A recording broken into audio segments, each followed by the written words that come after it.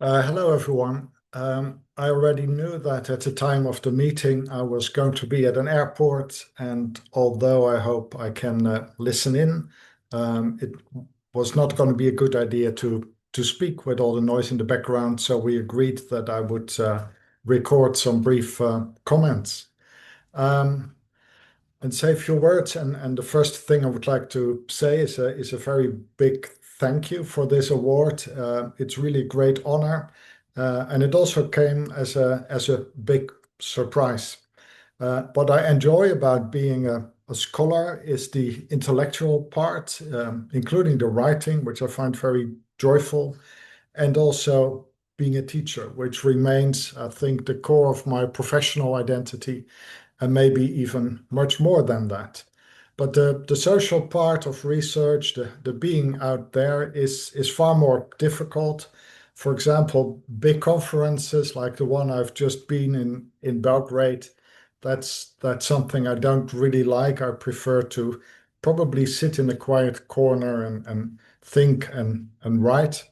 And that makes it, I think, even nicer that my work has been noticed and acknowledged.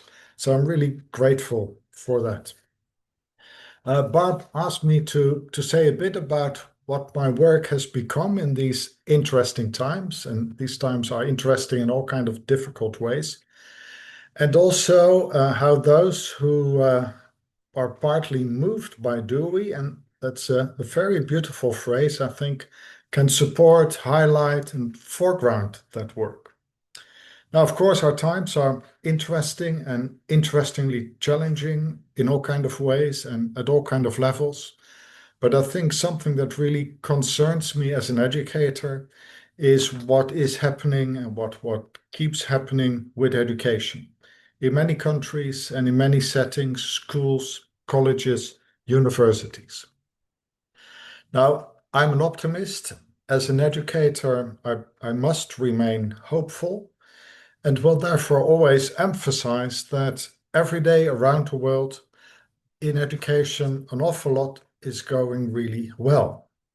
But I do worry deeply about the proliferation of narrow views about education, only focused, for example, on test scores or the so-called basics or PISA positions, which makes education into something artificial and narrow, and artificial in the bad sense of the word, I would say. Artificial as meaningless and devoid of life. I worry about policymakers and politicians who believe in this and who also believe that with particular research, these large-scale randomized controlled trials, soon we will know everything that we need to know about education so that teachers can stop thinking and only do as they are being told. And I am shocked and appalled in a sense that such ideas are pursued, promoted, and also gain a lot of money.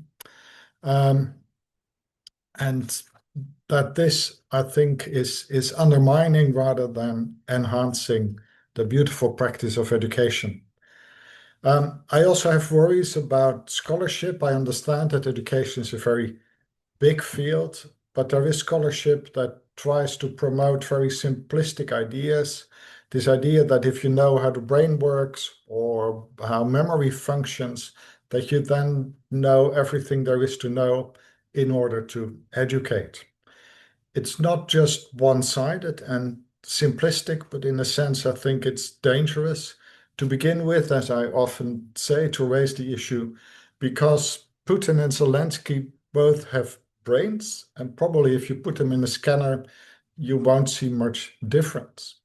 But what is different is how they exist, how they stand in the world. You can say their soul is significantly different.